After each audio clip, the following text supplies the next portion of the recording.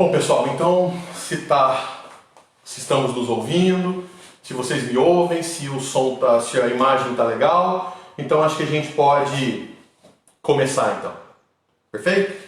Então vamos iniciar então com uma prece, elevar o nosso pensamento a Jesus, nosso Divino Mestre, trazer em nossa tela mental a lembrança de um Jesus vivo, luminoso, envolvendo nossas mentes e os nossos corações. E assim, Senhor Jesus, mais uma vez nos encontramos aqui reunidos em Teu nome, rogando o amparo da espiritualidade amiga, a fim de que possam nos intuir, nos amparar nesses instantes que vamos passar reunidos, para dar continuidade aos nossos estudos. Hoje, um tema importante que trata sobre a visão espírita das drogas.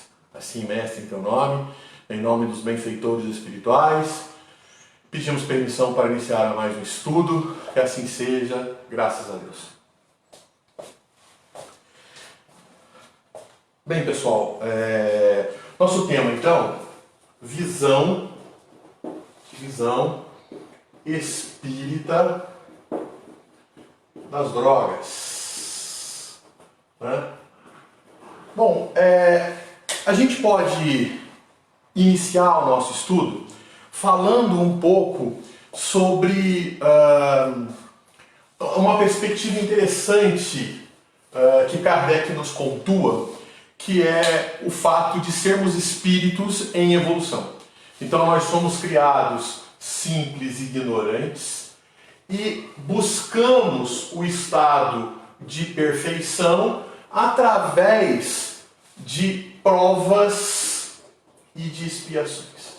Então, através de provas e expiações, através de uma série de etapas reencarnatórias, o espírito vai encarnando, desencarnando, passando por experiências, passando sobre oportunidades de aprendizado, por desenvolvimentos de potencialidades até atingir o seu estado de perfeição espiritual. Nós vimos, né, que as potencialidades do espírito é a vontade. Nós sabemos disso, né? O espírito, então, tem a potencialidade da vontade, tem a potencialidade do pensamento, tem a potencialidade do amor, tem a potencialidade da consciência e a potencialidade do livre arbítrio, né? São as potencialidades do espírito. Então, o espírito ele não é criado perfeito, ele é criado simples e ignorante, perfeito? Ele é criado simples e ignorante, e ele vai, mas ele não apesar de ele não ser dotado, de conhecimento, ele não é criado dotado de conhecimento, e ele não é dotado de nenhum valor moral. Ele é dotado de potencialidades, de capacidades que, à medida que ele evolui, ele atinge o estado de perfeição máximo de desenvolvimento dessas potencialidades. E entre elas você tem aí a vontade, que é uma potencialidade da energia que sustenta um pensamento criativo. O pensamento é o elemento criador, é através do pensamento que nós criamos, e nós temos uma série de capacidades de pensar, de criar, nós temos uma capacidade imensa, né? Deus é criador e nós somos co-criadores, nós herdamos a capacidade criativa de Deus e, portanto, o nosso pensamento tem muita capacidade criativa. A vontade, então, é aquela que sustenta, é uma energia que sustenta um pensamento, já que nós temos pensamentos diversos, já que nós temos capacidade de criar diversamente. A gente está pensando numa coisa, daqui a pouco várias outras janelas se abrem. Mas, então, o que é que se realiza? Que pensamento é aquele que se realiza? É o pensamento que é sustentado por uma energia de vontade. Então, a vontade é uma energia, o pensamento é o elemento criador, o amor, então, é aquilo que nos une, é aquilo que nos aproxima, é aquilo que nos vincula uns aos outros. Também é um potencial que se desenvolve. A consciência é a capacidade de ver, de perceber a si próprio as coisas ao seu redor, e o livre-arbítrio é a capacidade de escolha. Por que nós estamos dizendo isso? Porque o espírito ainda no seu processo de evolução, no início do seu processo de evolução, os chamados espíritos de terceira ordem, né? Nós temos aqui num determinado nível os espíritos de segunda ordem, e o de primeira ordem são esses aqui muito próximos do seu estado de perfeição, não é isso? Então, os espíritos ainda em terceira ordem são espíritos que ainda estão muito a sua vontade, o pensamento, o amor, a consciência, o livre-arbítrio, são potenciais ainda muito incipientes, são potenciais ainda que precisam de muito desenvolvimento, de muita capacidade de desenvolvimento. Então são espíritos ainda muito atrasados nessa capacidade. E aí eu chamo a atenção para essa característica aqui, que é a característica da consciência. Nós vivemos hoje num mundo onde as dificuldades são imensas, em especial pela falta de consciência das pessoas. Nós somos uma espécie de cegos que enxergam. E aí eu chamo a atenção para a diferença entre o ato de enxergar e o ato de ver. Enxergar está relacionado com a capacidade dos olhos de perceber uma sensação visual, né? Então a luz chega até os meus olhos e eu vejo, eu enxergo as coisas. Agora, ver está relacionado com a capacidade de interpretar aquilo que enxergou, interpretar aquilo que os meus olhos foram capazes de detectar. Então, a capacidade de ver envolve interpretação. E nesse aspecto, eu diria então que ver é diferente de enxergar, no sentido de que enxergar é uma percepção visual, enquanto que ver envolve a capacidade de interpretar. Então, ou seja, eu interpreto aquilo que percebo visualmente ou percebo através dos meus sentidos. Então, se eu sou um espírito com conhecimento, se eu sou uma pessoa que tenho capacidade, com consciência ampla, eu interpreto melhor o que percebo com os meus sentidos. Então, o conhecimento do espírito, a maturidade do espírito, é a que determina a sua condição de interpretar as coisas que vê. Daí amplia o seu estado de consciência. Espíritos cujo estado de consciência é limitado, ele enxerga, ele pode enxergar muito, mas ele interpreta muito pouco e ele não percebe a realidade de fato que está à sua volta. Então, nós temos a necessidade de melhorar a nossa capacidade de ver. Então nós somos cegos que enxergam, porque nós somos dotados de olhos para enxergar, o nosso aparelho visual não tem problema algum, a gente enxerga muito bem, mas a gente nem sempre é capaz de interpretar aquilo que a gente enxerga, porque os nossos estados de consciência é ainda bastante limitado. E aí eu gostaria de chamar a atenção de todos para esse aspecto, né? E dizer o quê? E dizer que uma das coisas importantes sobre a questão do uso das drogas é a questão do espírito não conseguir ter uma noção exata das coisas.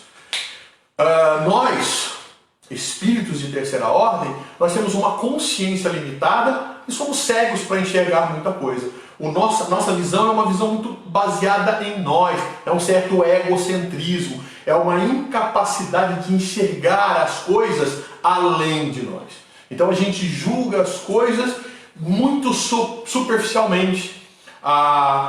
Nós vemos a beleza da superfície, mas não conseguimos entender a beleza da profundidade, a beleza do conteúdo. A gente fica muito pela superficialidade das coisas. A gente não se aprofunda nas coisas e a gente se deixa enganar, a gente se deixa iludir pelas questões que não têm profundidade, que são superficiais. Daí a nossa decepção, daí a nossa Daí a nossa frustração, daí o fato da gente ficar decepcionado com as pessoas porque a gente tem expectativas em relação às coisas, em relação às pessoas, porque a gente enxerga as coisas através de um processo de superficialidade. Mas quando a gente vai conhecer as pessoas no seu interior, aí quando a gente começa a ver as ações, a gente espera que as pessoas agem de um jeito. A gente espera que as coisas aconteçam de uma determinada forma, mas elas não acontecem do jeito que esperamos.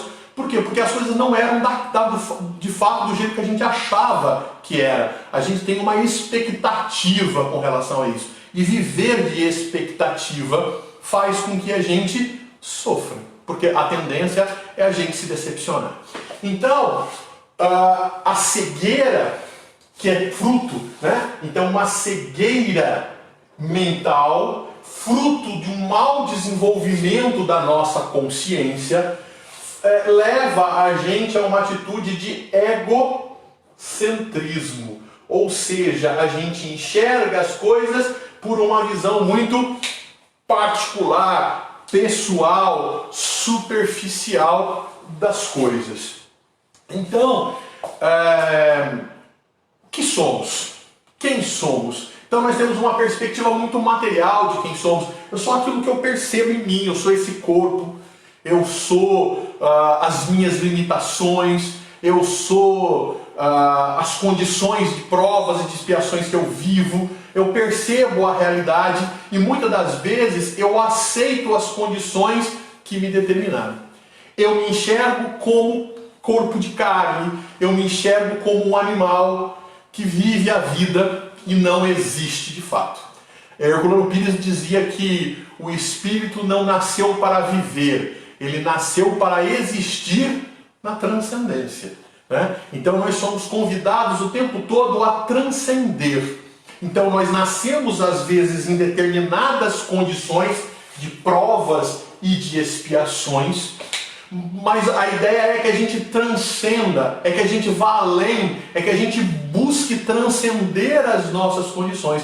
Então nós não viemos nessa vida, nós não viemos passar por essa encarnação para passear, para curtir, para se divertir nessa vida. Nós não estamos nessa vida a passeio. Nós estamos nessa vida sob desafio de nos transcender, de nos superar, de irmos além das nossas condições mínimas. Então, esses dias eu conversava com um grupo de professores de física e eu perguntava para os professores assim: o que é que você faz com um giz? Para que um giz serve? E os professores, na sua grande maioria, dizem: olha, o giz serve para escrever na lousa. E por isso, o que eu faço com o giz? Eu escrevo na lousa. E aí tem um professor que me disse assim: além de escrever na lousa, eu uso o giz, por exemplo, para dissolvê-lo na minha mão, apertá-lo na minha mão, transformá-lo em pó, jogá-lo ao ar, para mostrar para as pessoas as partículas disponíveis no ar e mostrar o efeito Tyndall, né? Que é esse efeito de partículas suspensas no ar, por exemplo, para que os alunos entendam esse efeito. Então perceba que o indivíduo ele encontra uma outra significação para o giz. Então ele transcende aquela sua função. Então na nossa vida, muitas das vezes, nós nascemos sob determinadas condições, nós nascemos sob determinada perspectiva, mas a ideia é que a gente não se limite a essa expectativa, que a gente não se limite a essa condição, mas que a gente busque transcender a essas situações, que a gente busque uma alteração desse processo, uma melhoria cada vez maior dos nossos potenciais. Né? Então, esse é o grande desafio, é o desafio da gente ser mais, da gente melhorar, da gente se desafiar, da gente se conhecer, saber sim das nossas limitações, saber sim das nossas imperfeições, mas buscar sempre se melhorar, colocar o nosso melhor para fora, buscando a nossa evolução constantemente. Esse é o desafio da vida e é por isso que a gente vive. Mas quando a gente não transcende, quando a gente não tem essa noção, e aí é um detalhe, né? Quando você para pensar nos animais, por exemplo, os animais não têm essa determinação de transcendência. Eles vivem. É aí a definição biológica de viver: nascer, crescer, reproduzir e morrer. Eles nascem predeterminados a determinados exercícios de vida. Eles não são criados para transcendência como o ser humano é, como nós espíritos somos. Os espíritos passam por provas e expiações para buscar a transcendência. Os animais, o reino inferior, ainda estão sujeitos aos condicionamentos biológicos, deterministas das leis materiais. Então uma aranha nasce para ser aranha, e ela nasce desde pequenininha, ela já sabe lá fazer a teia, e ela sabe que vai fazer a teia a vida inteira, porque biologicamente ela é determinada para isso. A formiga, ela é determinada biologicamente para ser ou soldado ou rainha, e ela não escolhe. Se nasceu para ser soldado, vai ser soldado. Se nasceu para ser rainha, vai ser rainha. Se nasceu para ser operária, será operária. Ela não pode nem trocar se ela efetivamente quiser, porque ela também não escolhe arbítrio. Ela não tem livre-arbítrio, ela não escolhe. O ser humano não. O ser humano nasce débil, ele nasce sem saber fazer teia, sem saber fazer nada. Ele então vai se formando a partir das escolhas que efetivamente faz. Então ele vai se desafiando, e à medida que ele escolhe enfrentar os desafios da vida, à medida que ele não se submete a determinadas condições, ele começa a assumir o compromisso de ser desafiado e superar os desafios que ele se encontra. Então ele começa a se superar, e à medida que ele se supera, ele vai transcendendo, ele vai sendo cada vez mais e cada vez melhor, e ele começa a contribuir sempre mais. Então Jesus, ele nasceu num mundo de castas, numa sociedade de castas muito determinada, onde o seu avô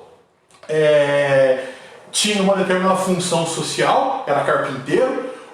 O filho do avô, o pai, era carpinteiro, e ele, como nasceu dessa linha, ele também seria um carpinteiro, e o seu filho seria carpinteiro, e assim sucessivamente, porque ele nasceu para ser assim, e ele tinha que aceitar essa determinação sociocultural. Mas ele sabia que ele nasceu para transcender. Ele sabia que ele não nasceu para aceitar o comodismo, que todos nós temos que transcender, porque existir é viver na transcendência. E ele então não aceita as determinações, e ele dá aula para os doutores da lei. E ele aprende muito mais do que um carpinteiro, e ele divide o mundo em duas partes, um antes e um depois dele. Então ele marca a sua existência pelo exercício da sua transcendência. Ele não se acomoda naquela condição, porque ele busca se enxergar e se perceber, ele busca entender com maior profundidade os seus potenciais, e não se acomoda, porque sabe que pode ser mais, que pode ser melhor. Então ele entende os desafios da reencarnação. É disso que a doutrina espírita nos fala. Quando a gente costuma dizer assim: eu sou assim mesmo, eu sou chato, fazer o quê? Veja, você não é, você está. Nós somos espíritos num processo de evolução. Então você não é, você está. A partir do momento em que você não aceita essa situação, em que você percebe que é chato e não quer ser mais, e quer buscar, e sabe que não está definido, e que você pode buscar coisas além, então você muda, você se altera, você se modifica, você busca o processo de evolução, porque você se supera. Isso está relacionado então com o processo de transcender, de viver para a transcendência. O nosso mundo vive uma carência muito grande da transcendência. As pessoas têm se tornado cada vez mais cegas. Temos ficado cada vez mais cegos. Cegos mentais, não cego dos olhos. Jesus costumava dizer: quem tiver olhos de ver, que vejam, e ouvidos de ouvir, que ouçam. Porque a grande maioria das pessoas não conseguem enxergar a profundidade das coisas e a realidade do que são feitas. E para se enxergar, para se ver, é preciso pensar. É preciso olhar os nossos posicionamentos. Nós precisamos de mais de racionalidade, de mais reflexão, de mais aprendizado. Porque à medida que aprendemos, aprofundamos mais as coisas, e à medida que vamos aprofundando mais as coisas, descobrimos que não estamos limitados, e descobrindo que não estamos mais limitados, nós nos arriscamos a buscar coisas cada vez maiores. quando não nos enxergamos, quando não conseguimos enxergar devido à realidade, a gente começa a não se dar o devido valor. Então começam a surgir, por exemplo, quem sou eu? Eu não sou nada. Eu não consigo me ver como espírito, eu não consigo me ver como potencial maior, eu não consigo me ver como alguém que pode transcender. Então eu tenho uma baixa autoestima, né? Ou seja, a pessoa não consegue enxergar os seus potenciais, a pessoa não consegue perceber para onde pode ir e se contenta com o pouco que é. Então, uma das causas do uso das drogas está relacionado com essa baixa autoestima, com essa cegueira mental, com essa incapacidade de se enxergar, com essa incapacidade de querer ser mais e de se contentar com determinada definição sociocultural que nos são colocados.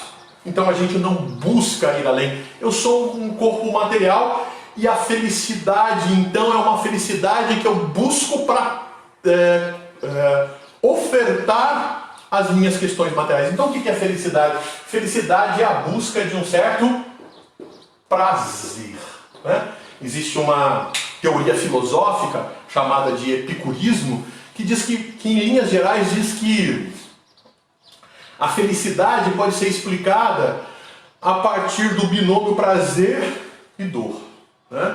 Ou seja, na vida a gente pode pensar que a gente vai viver diferentes sensações que são prazerosas, ou a gente vai viver diferentes sensações que elas são dolorosas. Então prazer e dor são o resumo de dois tipos de sensações que nós vamos ter durante toda a vida. E que se nós, no final da vida, sentimos muito mais prazer do que dor, a gente foi feliz. Então a felicidade é uma questão de sentir mais prazer do que dor. Então, a nossa concepção está intimamente relacionada com determinados prazeres materiais se a gente não consegue se enxergar enquanto espírito. Quando a gente tem uma baixa autoestima por enxergar que eu não sou mais, que eu não posso mais, o que me traz então? Felicidade. Me traz felicidade buscar mais prazer do que sentimento de dor.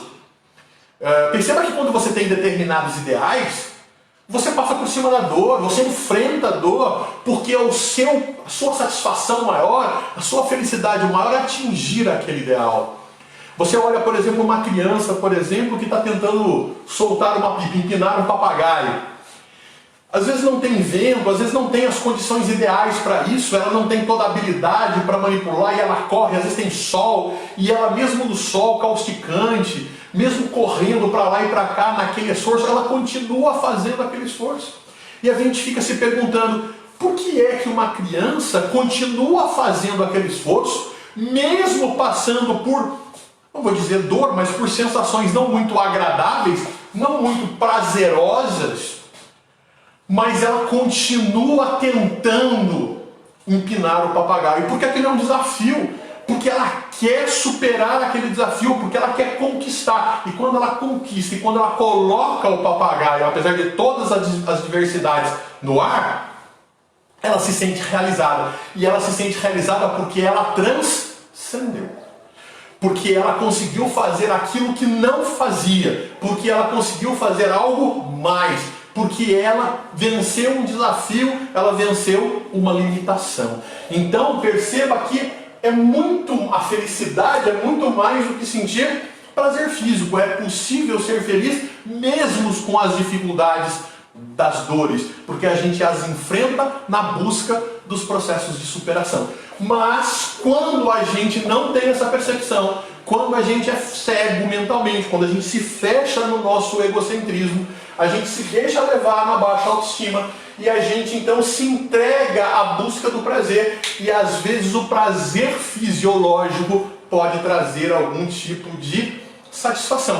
E aí as drogas podem ser uma fuga desse processo. Eu não me vejo com capacidade de transcender, eu não me vejo com a capacidade de ir além. Eu tenho uma baixa autoestima, então eu me limito, mas algo não me deixa satisfeito com isso, porque eu nasci para transcender. Então, se eu aceito comodamente a minha situação por não enxergar o além, eu então compenso a minha infelicidade buscando um prazer. E aí a droga tem um papel de trazer essa anestesia para todos nós. Tá certo? Então, na verdade, a gente vê essa busca pelo prazer, né, como consequência da baixa autoestima, mas que todas elas têm a ver com uma consciência limitada, que é essa cegueira mental, esse egocentrismo que nós estamos dizendo. Essa baixa autoestima, essa busca pelo prazer, muitas vezes está relacionado com outras questões. Estão relacionadas, às vezes, com a questão dos nossos relacionamentos. Então, por exemplo, o meu relacionamento com os meus pais, por exemplo, o relacionamento com os meus amigos. Então, se eu me vejo inferior, se eu não assumo determinados compromissos, se eu me aceito menos, se eu não entendo que eu posso enfrentar desafios e buscar ser mais e ser melhor, então, se eu fujo dos impositivos de superar as minhas limitações, então eu não percebo na relação com o outro uma realidade mais profunda. Eu tenho uma noção, eu me relaciono com as pessoas de maneira decepcionante. Não sei se vocês se lembram, no começo a gente dizia o que? A cegueira faz a gente olhar as coisas pela superfície. A gente não aprofunda. Então a gente olha as pessoas através de estereótipos, de representações. Então quando eu olho para o meu pai, eu não vejo a pessoa do meu pai que está ali. Eu não vejo a minha mãe que está ali, eu vejo a representação do pai. E quem é o pai? O pai é o herói, é o homem forte, é aquele que realiza, é aquele que faz. A mãe, o exemplo de bondade, o exemplo de doçura, de brandura, o exemplo, né, que a gente tem, aquela coisa do carinho, do afeto o tempo todo e tal. E quando a gente vê na nossa mãe, às vezes uma explosão, às vezes uma atitude não tão amorosa, não tão afetuosa, às vezes de irritação, às vezes, quando eu não vejo, às vezes uma atitude heróica, tanto do meu pai, quando eu percebo essas falhas, eu tenho uma decepção muito grande. Por quê? Porque eu os olho com uma visão estereotipada. Mas eles são espíritos, né? Tem uma música lá do Legião Urbana, né, do Renato Russo, que diz assim, né? Você diz que seus pais não te entendem, mas você não entende os seus pais. Ou seja, você não consegue, você tem uma visão estereotipada dele, e você olha o mundo de maneira estereotipada, então você espera que eles sejam essas pessoas fenomenais, gigantescas, que não têm nenhuma falha. Mas as pessoas não são tão perfeitas, as pessoas têm as suas limitações, são espíritos num processo de evolução, que todos de alguma forma se buscam, se ajustam, e da mesma forma que eles querem nos ajudar, ele precisa que nós nos ajudemos, e que nós ajudemos a eles também por uma harmonia maior dentro da nossa casa, dentro do nosso lar, dentro da nossa família.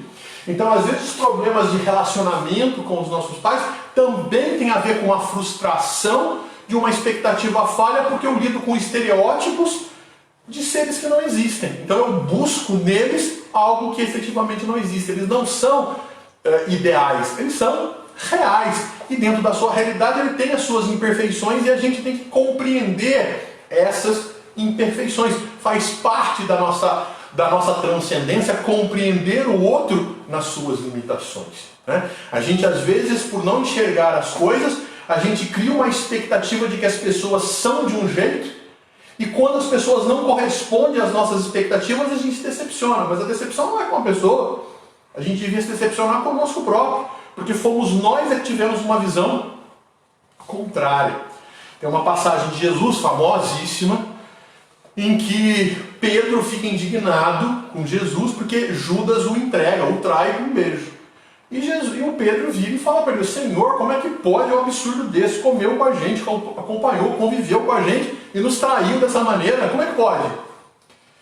E por quê? Porque ele não conseguia enxergar Judas como Judas era. Ele não conseguia enxergar a si próprio como ele era de fato. Nós temos visões estereotipadas da gente, visões estereotipadas do outro. Somos cegos ainda, somos cegos que enxergam, mas não veem, né? porque vivemos uma cegueira mental, porque não pensamos, não refletimos, não desenvolvemos conhecimentos da realidade, a gente não aprofunda a realidade. E quando a gente não aprofunda a realidade, a gente não se conhece. E se não se conhece e não conhece os outros, a gente não transcende. E como a gente foi feito para transcender, é difícil de ser feliz, porque a gente não atinge a nossa condição. Então Jesus, conhecendo perfeitamente Judas e conhecendo perfeitamente Pedro, ele não se decepciona e, portanto, ele nos ama, porque ele nos compreende, ele sabe quem a gente é, então ele não espera nada além do que nós somos. Eu não espero que você seja A, que você seja B, que você seja C, que você faça isso. Eu não espero. Eu sei o que você é. Eu não me relaciono com uma mentira. Eu sei de fato quem de fato você é. Eu não tenho expectativas. Então, quando a pessoa vem e faz alguma coisa, ele não se chateia, ele perdoa. E perdoa porque não se sente ofendido, porque não tem necessidade nem mesmo de perdoar. Ele entende o outro. E ele diz a Pedro, você vai fazer a mesma coisa. Você, antes do galo cantar 3 vezes, você vai me trair 3 vezes. De jeito nenhum, disse Pedro. Mas traiu, né? Então, e aí Pedro faz o quê? Quando Pedro descobre que era de fato um traidor, quando ele olha para si, ele se decepciona consigo próprio, ele entra numa depressão, ele foge, ele se esconde. E ele se esconde de quem? Esconde de si.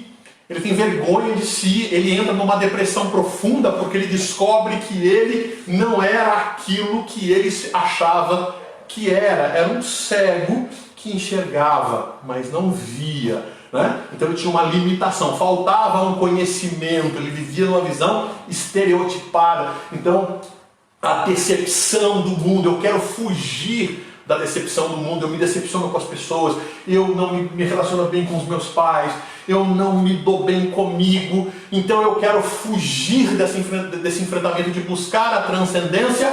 Então o uso das drogas tem um papel interessante, né? Um papel que eu acabo fazendo, porque eu entendo que o prazer pode me trazer a tal felicidade. Outra visão estereotipada da superficialidade.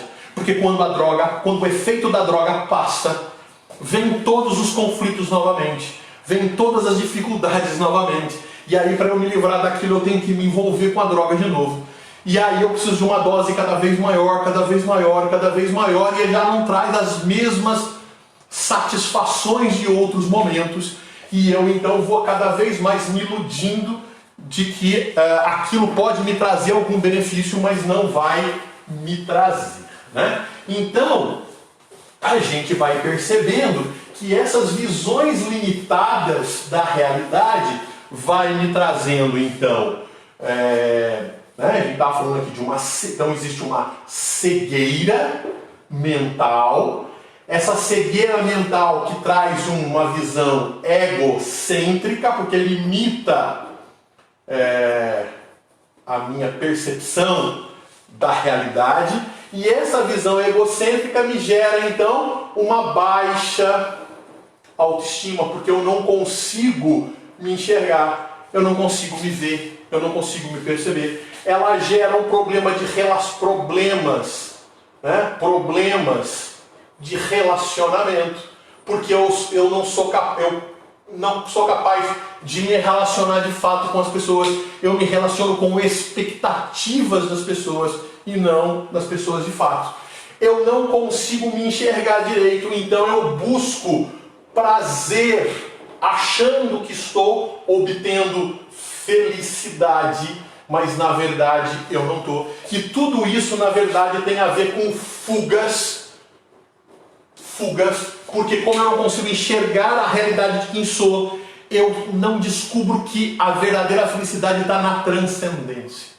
Então, como eu não consigo me enxergar, eu não transcendo, eu não busco ir além, e como eu não busco ir além, eu sou infeliz, e como sou infeliz, eu busco a felicidade, a compensação disso na questão do prazer. Então eu busco fugir da realidade que a todo momento me convida a transcender todos os dias. As pessoas que te maltratam, as pessoas que te dizem não, as quedas que a vida lhe oferece, as decepções que acabam acontecendo, acontecimentos desse que a gente tem certeza e de repente as coisas se desfazem.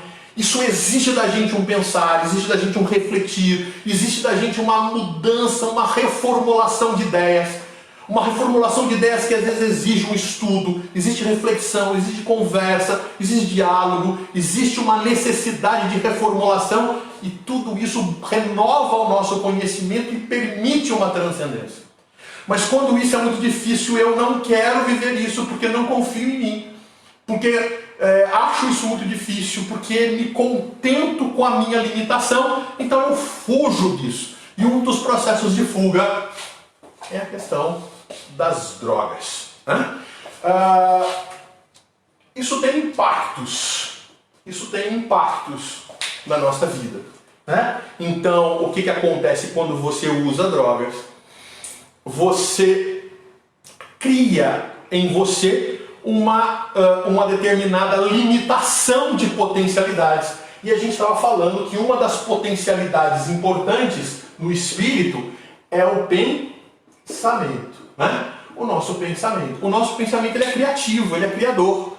Mas quando você não se enxerga pensando, quando você limita o seu pensamento e não permite que o seu pensamento avance na busca de transcender, de ir além, de fazer mais, de fazer melhor, ele olha para determinadas coisas e foca naquilo e perde a noção do todo. Você fixa aqui e, portanto, não enxerga o resto à sua volta, né? São antolhos, né? Tipo aquele cavalo, né? Que não enxerga as suas laterais porque ele está focado num único ponto, ele não consegue ter uma visão mais ampliada das coisas. O indivíduo limita o seu pensamento, ele agrega por questões de afinidade, por questões de simpatia, ele agrega determinadas vinculações mentais e traz companhias. Ele define então companhias espirituais, daí então as influências espirituais. Então perceba, o indivíduo não acredita em si. Esse não acreditar, ele é um indivíduo que não consegue enxergar a realidade pela cegueira mental. Essa cegueira mental faz com que ele não enxergue do lado, com que ele não perceba do lado. Ele então tem uma baixa autoestima, ele tem problemas de relacionamento, ele não enxerga as coisas e ele vai se vinculando com pessoas que pensam dessa mesma maneira, que se restringem como ele e vão reforçando o pensamento dele. Então você tem as influências. Então você tem aqui as influências espirituais. E essas influências, elas são sociais, culturais, e elas também são espirituais. Né? Então é claro que você tem a influência social, as pessoas vêm e dizem para você, contam para você, falam para você de determinadas coisas, né? Definem coisas para você, e você acredita nelas, e você se deixa levar por elas, as pessoas determinam essas coisas para você. E se várias encarnações você tem essa característica, as suas tendências do passado, as suas encarnações passadas já agem dessa maneira, e você não busca a transcendência, você tem a tendência de repeti-las. Então a pessoa, e quando você as repete, fisicamente você já traz uma predisposição. Quando você monta o seu corpo para a nova encarnação, você já molda um corpo com as características específicas para isso. Então há pessoas que têm uma facilidade para se viciar, têm uma facilidade muito grande para se deixar levar. Né? Existem pessoas que têm uma predisposição maior para o vício. Ou todos vamos nos viciar de uma maneira ou de outra, mas umas com uma tendência maior, porque já traz uma predisposição fisiológica para isso. Não é isso? Existe uma predisposição mental, psicológica, porque o espírito ele já vem de encarnações com essa cegueira, ele já vem de encarnações com essa baixa autoestima. Então ele já vem com essa tendência de não buscar a transcendência. Então o espírito já traz essa dificuldade. Então ele já traz uma predisposição, ele já traz uma tendência a se vincular a determinadas influências, a se vincular com determinadas companhias derrotistas, com determinadas companhias que não buscam a transcendência, que não querem o avanço dele, que busca a manutenção das condições ideais, porque somos assim, é a síndrome de Gabriela, né? Eu nasci assim, eu cresci assim, vou ser sempre assim e sou mesmo assim, tá certo? Ou seja, eu não busco o processo de transcendência. Então, ele pensa assim e ainda é reforçado com um grupo, com um grupo social, com um grupo cultural que também pensa dessa forma, dessa maneira. Então ele estabelece uma influência, um grupo, ele se vincula com um grupo material, encarnado, que pensa assim. Então ele lê coisas assim, ele assiste filmes assim, ele faz amizades com esse tipo de grupo, ele se vincula e ele busca ligações sempre com esse mesmo grupo que o mantém nessa linha de pensamento. Então ele é preso nessa perspectiva. Fora isso, ele é espírito, ele também se vincula a determinadas companhias espirituais.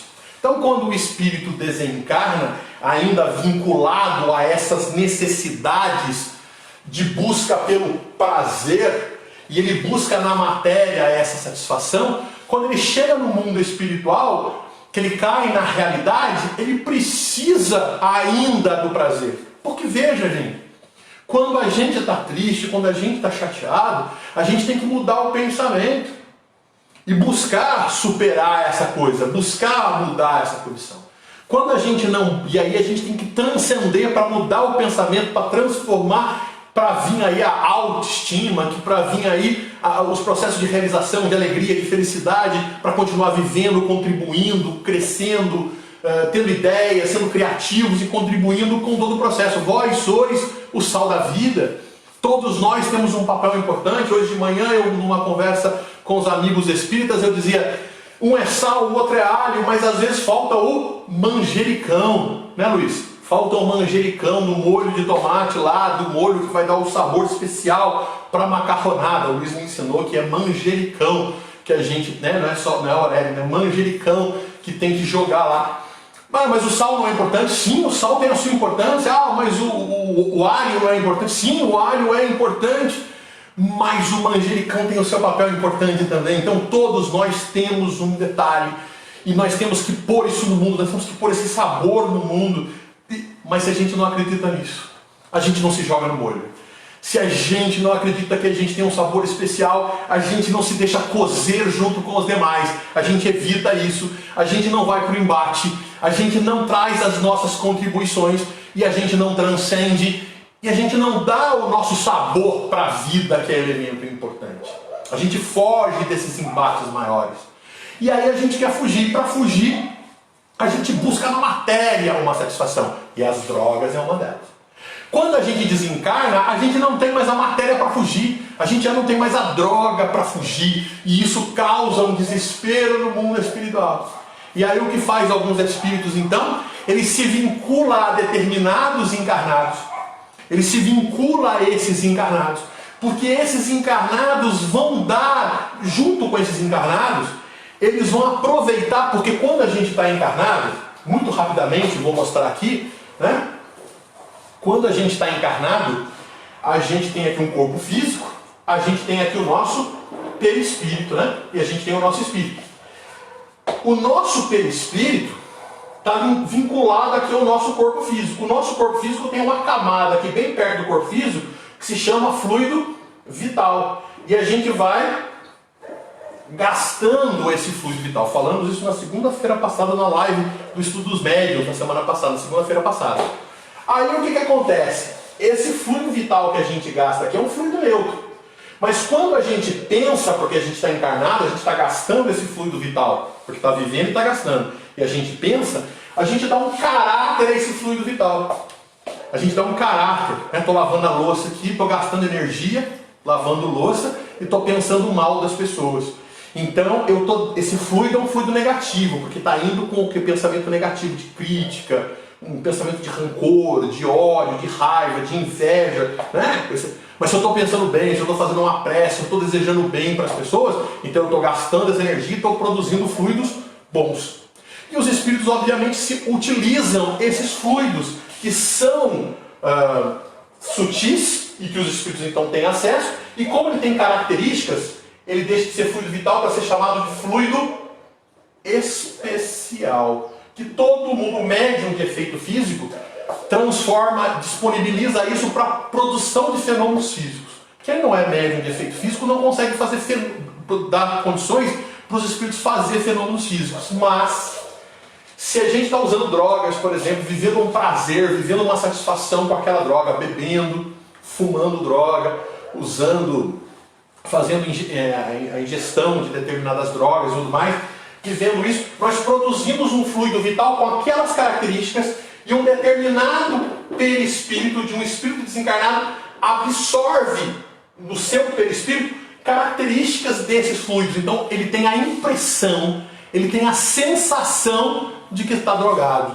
Então ele foge da realidade espiritual para ficar preso ali. Então ele se vincula a encarnados que usam droga, ele faz uma companhia junto com esses encarnados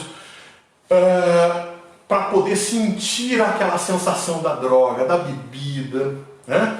da droga injetável, da droga inalada pela fumaça de um cigarro, né? Então ele absorve tudo aquilo, e é claro que quando ele se vincula ali, a sua vontade, lembra? A vontade é uma energia que sustenta um pensamento. Então eu tenho um pensamento, mas se eu quero me livrar, a vontade do outro espírito vem e tenta segurar o meu pensamento naquele desejo, naquele pensamento. Então mesmo que eu queira me livrar daquilo, existe a ação de determinados espíritos que exercem vontade, que exercem energia, que sustentam aquele desejo em mim para que eu vá e use de novo e tudo mais. Isso pode ser de espíritos encarnados e de espíritos, evidentemente, desencarnados. Então, vão criando, vão fazendo na gente esse tipo de envolvimento. E isso vai trazendo no meu perispírito uma marca, vai trazendo que nas próximas encarnações, no meu perispírito, vai ficando o efeito, o impacto desse pensamento, dessas drogas, vão impactando no meu corpo espiritual.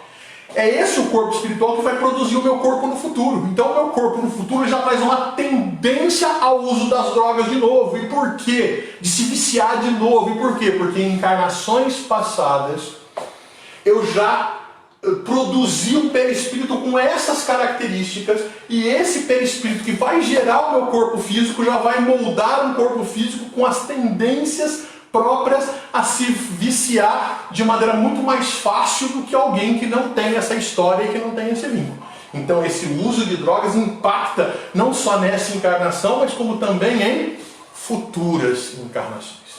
E aí a gente se pergunta então, como é que o Espiritismo ele pode trazer contribuições significativas para a superação dessa realidade?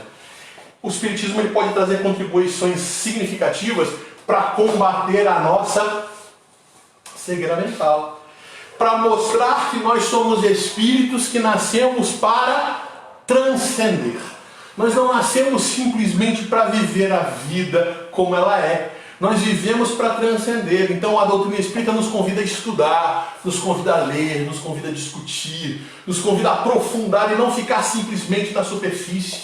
A doutrina espírita nos desafia a nos melhorar sempre, a sermos cada vez melhores, a sermos cada vez mais aperfeiçoados. Em todos os dias que me levanto, a doutrina espírita nos convida à prece.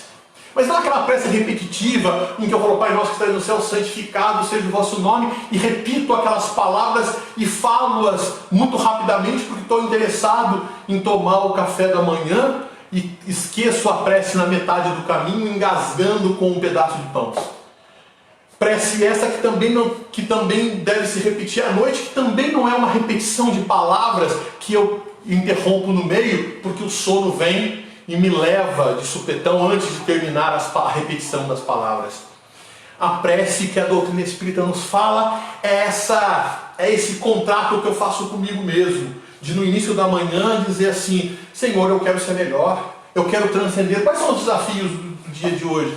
O que eu vou ter hoje? Quais são as relações que eu vou manter? Que tipo de pessoas eu vou me relacionar? Que tipo de desafios eu vou ter hoje? Que tipo de tolerância eu tenho que ter? Que tipo de caridade eu preciso exercer? Que tipo de amor eu preciso doar? Que tipo de tolerância e perdão eu preciso estabelecer? Eu vou ser convidado e desafiado todos os momentos, porque todos os momentos Deus nos oferece experiências com Ele, experiências que nos convidam a sermos mais, a sermos melhores, a transcender. É por isso que encarnamos para sermos cada vez melhores, encarnamos para transcender, encarnamos para ser felizes de verdade, porque ser feliz é cumprir o processo de transcendência. Eu não esqueço da passagem do garoto que empina o papagaio, mesmo na dificuldade, mesmo no suor, mesmo no esforço gigante, que traz desprazer físico muitas das vezes, mas que traz um contentamento de conquistar, porque sabe que o esforço trouxe a transcendência. Eu já sei isso, agora eu quero algo mais, eu quero fazer melhor, eu quero contribuir com cada vez mais. Isso supera as dores, superam as dificuldades, superam as frustrações, porque eu quero ser melhor. Essa é a verdadeira felicidade, a felicidade que Kardec ensina que nós devemos perseguir. Mas nós, na cegueira mental que vivemos, preferimos viver uma vida contenta às questões materiais e abrimos mão de existir para simplesmente viver, como os animais vivem. Nascer, crescer, reproduzir e morrer. A gente não busca ser melhor. Perceba que não estou falando de ambição material, obter, ter dinheiro, ter fama, ter isso, ter aquilo, porque tudo isso ainda traz frustração. Eu consegui bens materiais e para quê? Dizem que ser feliz é ter isso, é ter aquilo, é ter mais não sei o que, e eu tenho, mas não sou feliz. E por quê? Porque eu tenho que trazer não é simplesmente você obter coisas materiais, porque você não é simplesmente matéria. Se você consegue perceber que você não é esse corpo que você está numa condição transcendente, que você é um espírito e você vai transcender nas questões espirituais, então você vai conseguir, transcendendo, atingir a condição de verdadeira felicidade. Mas se não, se você busca simplesmente um contentamento para as frustrações da própria vida, então você foge na busca pelo prazer, confundindo euforia com alegria, paixão com amor, felicidade, prazer com felicidade.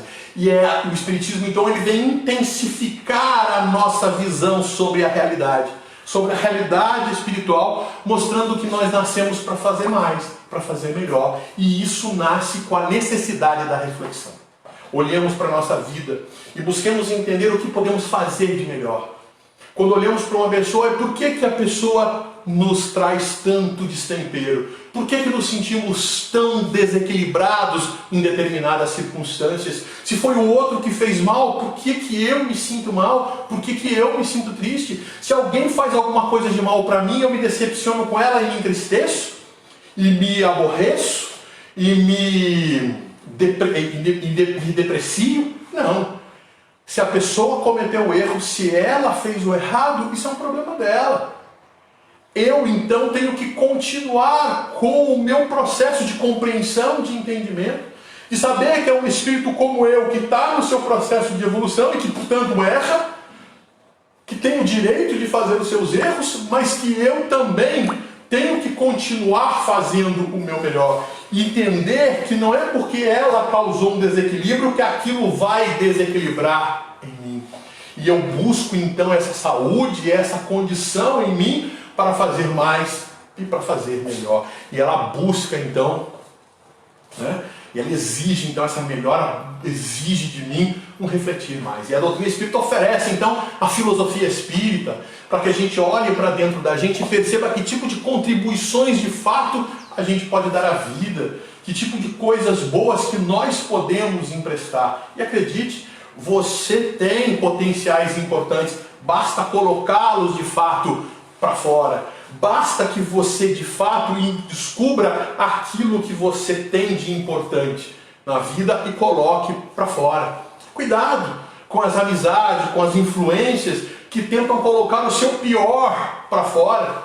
Tentam, na maioria das vezes, no nosso relacionamento humano, nos encontramos com pessoas e ao invés de estimular o melhor da pessoa na nossa conversa, nós buscamos conversas onde temos discussões, onde temos controvérsias, são questões políticas, são questões de discórdia, são questões de choque, onde nada se constrói. Busquemos então aquelas pessoas que buscam o nosso melhor, busquemos companhia daqueles que buscam a transcendência, busquemos a companhia daqueles que nos enchem a bola, não de maneira enganosa, mas daqueles que nos dão não elogios, mas que dão incentivos para que a gente possa, de fato, dar o nosso melhor aos poucos, porque a natureza não dá saltos, mas procurando sempre fazer o nosso melhor para fazer mais, para fazer cada vez que a gente vá além daquilo que a gente tem de poder fazer. A vida é curta, a vida é breve, a vida de fato ela é muito rápida, as coisas, mas com certeza, se a gente pensar bem, cabe muito mais na nossa vida do que a gente imagina que pode caber nesse pequeno espaço de tempo que passamos aqui. Então, procuremos, todos nós, nesse tempo de encarnados, olhar para dentro de nós, buscar o nosso melhor para conseguirmos fazer mais, fazer melhores ainda, porque não nascemos para simplesmente viver, nascemos de fato para transcender. Essa é a destinação do Espírito e é o que Kardec nos ensina todos os dias a sermos cada vez mais, cada vez melhores. Tá certo? Eu queria agradecer essa oportunidade, pedir desculpa por semana passada a gente teve um problema técnico, não conseguiu fazer no modelo que a gente queria, mas hoje acertou os detalhes aqui, a gente está procurando aperfeiçoar essa de poder fazer o bate-papo, de poder fazer as discussões de uma mesa redonda que vai tornar o estudo, a live um pouquinho mais ativa e interessante, mas buscando sempre nesses nossos estudos, no trabalho da Casa Espírita, melhorar, transcender, porque esse é o nosso maior objetivo. Tá certo? Eu espero que todos tenham aproveitado, que o estudo tenha sido importante, que eu tenha conseguido atingir o objetivo de mostrar que a doutrina espírita, ampliando a nossa profundidade da realidade humana, eliminando, minimizando a nossa cegueira mental, vá tornando a gente cada vez mais livre das fugas espirituais, para que a gente fique longe das drogas e muito mais perto da nossa transcendência espiritual. Tá certo? Então eu gostaria de agradecer a todos e convidá-los agora para fazer uma prece e encerrar o nosso estudo. Tá certo? Então vamos elevar o nosso pensamento a Jesus, nosso Divino Mestre, trazendo em nossa tela mental a lembrança de um Jesus vivo, luminoso, envolvendo nossas mentes e os nossos corações. E assim, Senhor Jesus, nós rogamos que as vossas bênçãos possam se fazer presente de tal maneira que o nosso coração se incendeie de muita esperança para que possamos fazer mais, para que possamos fazer melhor a cada dia, transcendendo como objetivo maior da nossa existência. Assim seja, graças a Deus. Muito obrigado.